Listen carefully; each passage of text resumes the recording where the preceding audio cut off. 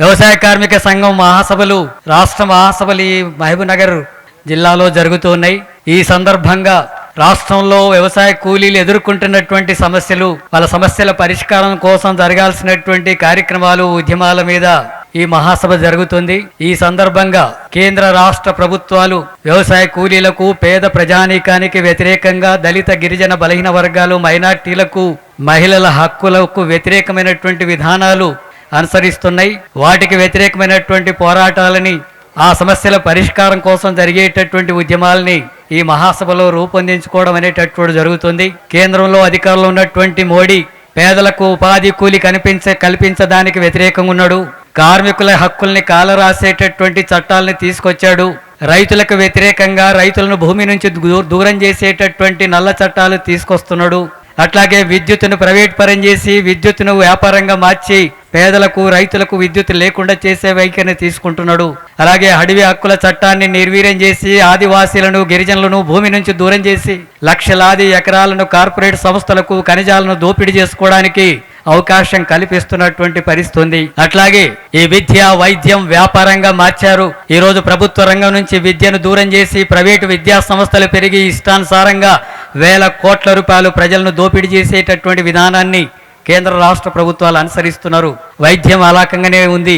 ఇలాంటి అనేక నిరుద్యోగ సమస్య కొనసాగుతుంది. ఈ అనగారినటువంటి పేదల పిల్లలు ఈ మధ్యలోనే చదువుకొని విద్యలో ముందుకు వచ్చినటువంటి సందర్భంలో ఉద్యోగాలు రాక, ఉపాధి కూలీ పని కూడా దొరకక దుర్భరమైనటువంటి జీవితాలను గడపాల్సినటువంటి స్థితి ఎదుర్కొంటున్నారు.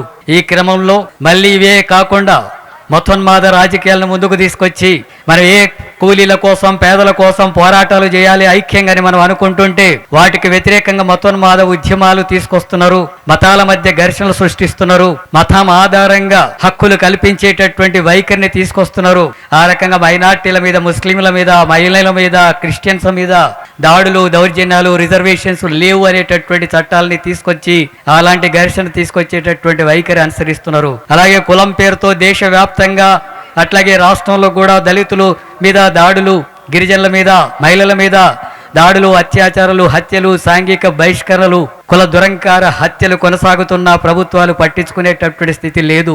ఇలాంటి అనేక సమస్యల మీద, ప్రజలు ఎదుర్కొంటున్నటువంటి సమస్యల మీద పోరాటాలని రూపొందించుకోవడం అనేటటువంటిది ఒక ముఖ్యమైనటువంటి అంశం. ఇలాంటి సందర్భంలో ఈ విద్య అంతా కూడా ప్రభుత్వ రంగంలోనే ఉచితంగా ఉండాలా, ప్రైవేటు విద్యను అరికట్టాలా, ఫీజు నియంత్రణ చట్టం తీసుకురావాలని, వైద్యం ఉచితంగా ఉండాలా, వైద్యం ప్రైవేట్ రంగంలో ఇష్టానుసారంగా ఫీజులు వసూలు చేసుకునేటటువంటి అవకాశం లేనటువంటి పద్ధతుల్లో చట్టాలు తేవాలని, అట్లాగే నిరుద్యోగులకు ఉద్యోగాలు భర్తీ చేస్తామన్నటువంటి హామీ, కేంద్రంలో 60 లక్షలు, రాష్ట్రంలో 2 లక్షల ఉద్యోగాలు ఖాళీలు ఉన్నాయి. వాటిని భర్తీ చేయాలనేటటువంటి ఉద్యమాలు ఒకవైపు జరుగుతున్నాయి. వాటిని బలపరిచి ముందుకు తీసుకెళ్లేటటువంటి ప్రయత్నం చేయాల్సినటువంటి అవసరం ఉంది. అట్లాగే బీసీలకు 42% రిజర్వేషన్లకు బీజేపీ వ్యతిరేకంగా ఉంది. అమలు జరగనటువంటి స్థితి ఏర్పడింది మన రాష్ట్రంలో.